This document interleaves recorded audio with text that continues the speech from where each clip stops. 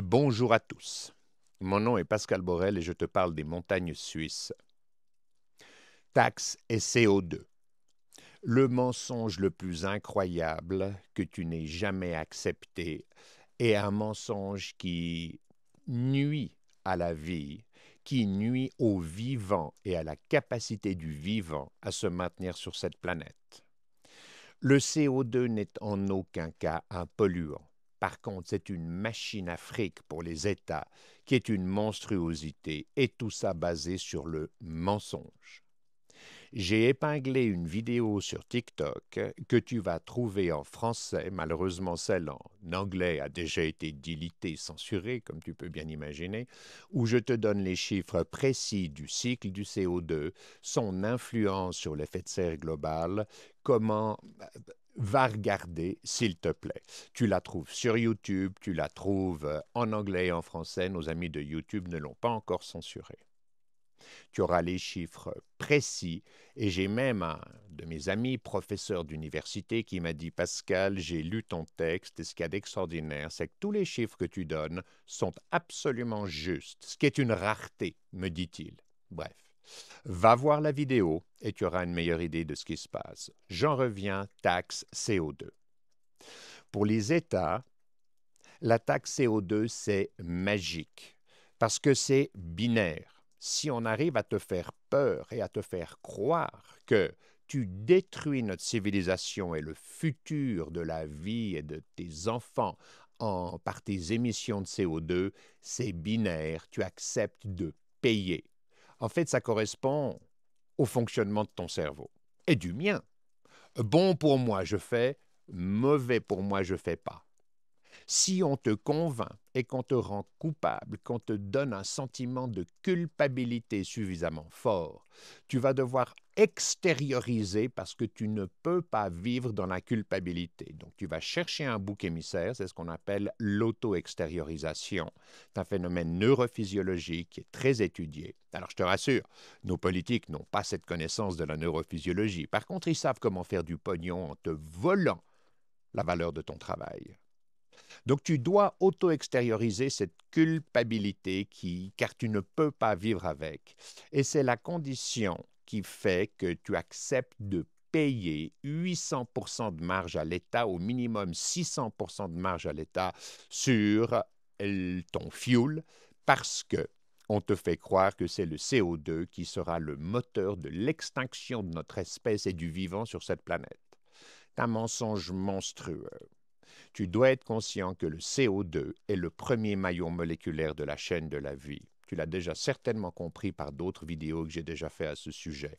Mais pour te rappeler en 30 secondes, il n'y a pas une molécule de ton corps qui n'ait un atome de carbone au centre de son architecture. C'est ce qu'on appelle la chimie organique ou la chimie du vivant, pour faire simple.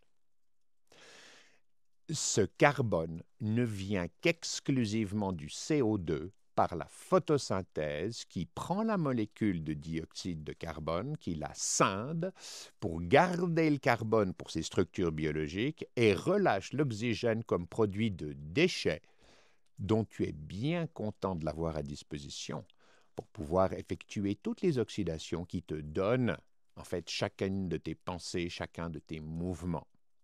Mais encore une fois, on va te mentir pour créer de la peur, pour créer un sentiment de culpabilité qui fera en sorte que tu accepteras les taxes insensées qu'on te met sur tout ce qui utilise de l'énergie fossile. C'est une monstruosité. On va même jusqu'à te mettre une étiquette sur ton réfrigérateur comportant la taxe que tu payes par rapport aux émissions de CO2 engendrées. Je ne peux pas comprendre qu'on mette une étiquette pour te demander quelque chose pour lutter contre la pollution. La pollution des industries agroalimentaires, pharmaceutiques, pétrochimiques, des transports, etc. Cette pollution chimique est létale pour le vivant. Le plastique, on est tous d'accord que c'est affreux pour le vivant. car c'est œstrogénisant pour la plupart, donc ça empêche les batraciens mâles de féconder leurs femelles.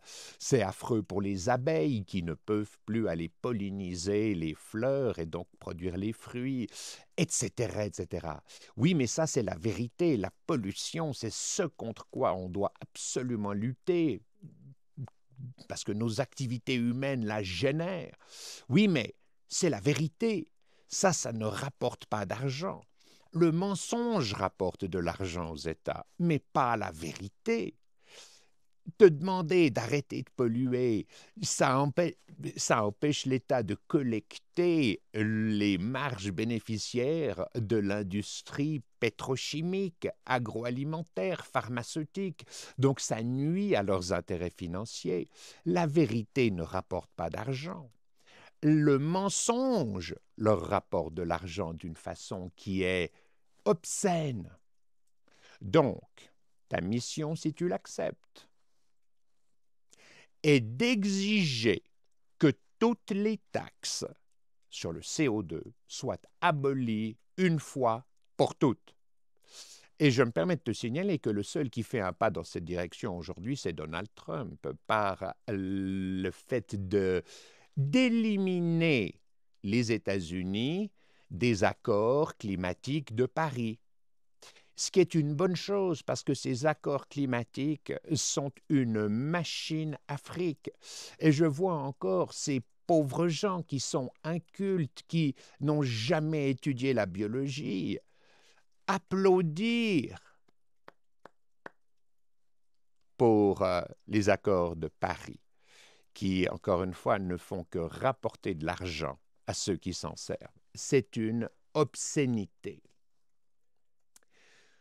Tu dois exiger qu'il n'y ait plus aucune taxe sur le CO2. Et si tu fais ça, tu regagneras probablement pas loin de 20% de ton pouvoir d'achat.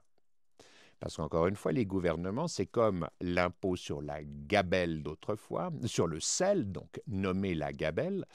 Le sel, c'est absolument indispensable aux mammifères que nous sommes. Donc, si tu taxes le sel, tu obliges les gens à payer. Pendant que ce soit le Moyen Âge, la Renaissance, c'était le premier impôt, l'impôt sur le sel. Aujourd'hui, on te prend l'impôt sur l'énergie.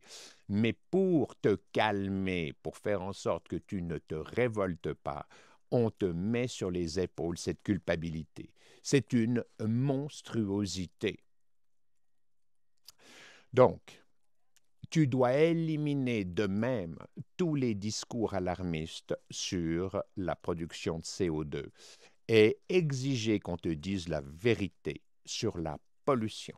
C'est absolument indispensable.